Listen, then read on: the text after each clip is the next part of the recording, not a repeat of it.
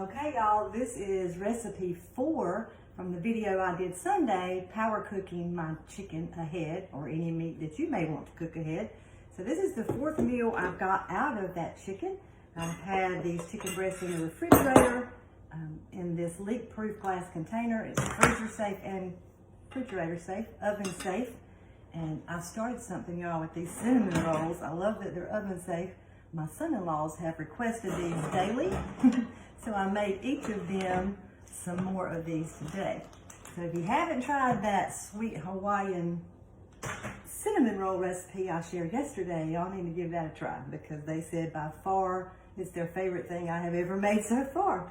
So what I have done is I took the last, I had 3 chicken breasts, and they're so tender, I was able just to shred them right in the container.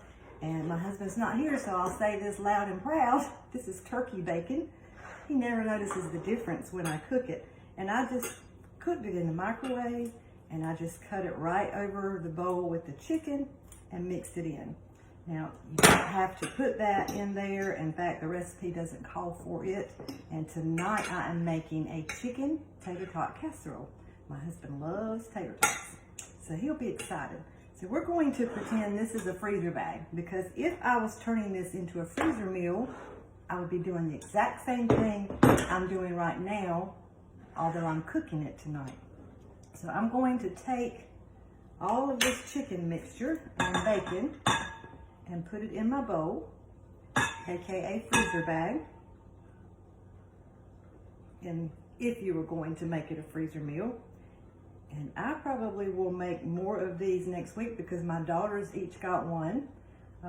One got the cheesy chicken spaghetti, one got the chicken noodle, Dijon chicken noodle I cooked last night for her. I did the stir fry, which I turned into hibachi with one, and the last one I'm doing the tater tot casserole. So you would put your chicken in the bag and 1 can of cream of chicken soup. So I'm just going to dump that in, get it all out.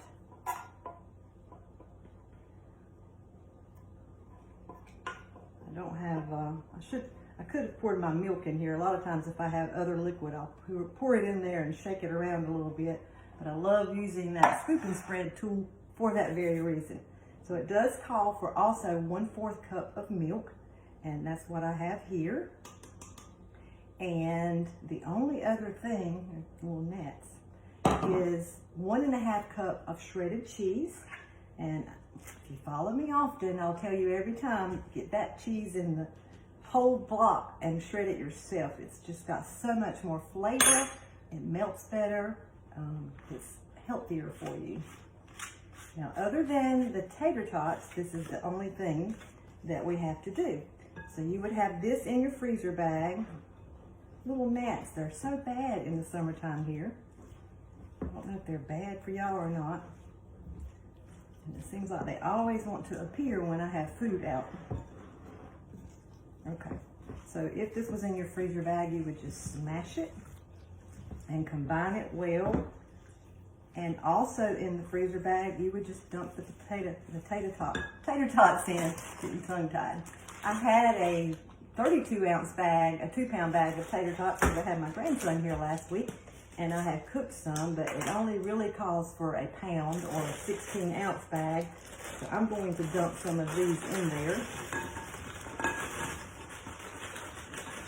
Let's see how that goes. These are Pampered Chef's Twix clips, and every time I use one, I have to tell you, they come in a set of 10, and no matter what you open, they will seal it back, and it will be just as fresh as it was the very first day you cut it open. I love keeping them in the freezer with my things like that, or chicken nuggets, or maybe vegetables that I've opened, frozen vegetables. And I also put it on cereal bags.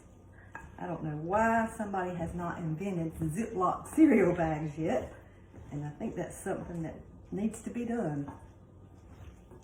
My grandchildren love cereal, so I have many kinds in my cabinet with those little clips all on them. Okay, so now I have got the 9x13 stoneware pan, is on sale this month. And I love using my stoneware pan. So I'm going to dump this in. I probably could have just dumped it all in here and mixed it.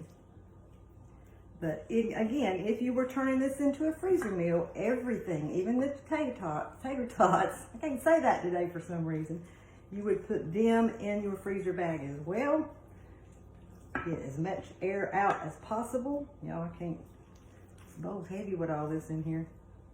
Let me re-grip. As much air out as you can and seal your freezer bag. And always put your cooking day instructions on there or in the bag with them. So you'll remember, unless you cook it often. And I don't cook it often enough that I would remember each time. I always like to put the cooking day instructions in the bag because a lot of the times I give these freezer meals away. It's a great gift to give to a new mom who's just had children, or a baby.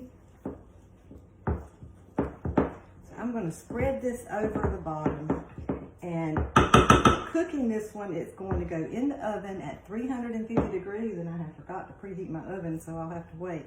350 degrees for just 35 to 40 minutes. So all of these recipes that I have done with my chicken that I've made ahead have been very simple and have also had very short cooking times. This is the longest cooking time of the 4 that I have shared. Most of the other ones were 10 or 15 minutes, and this one is only just going to be 35.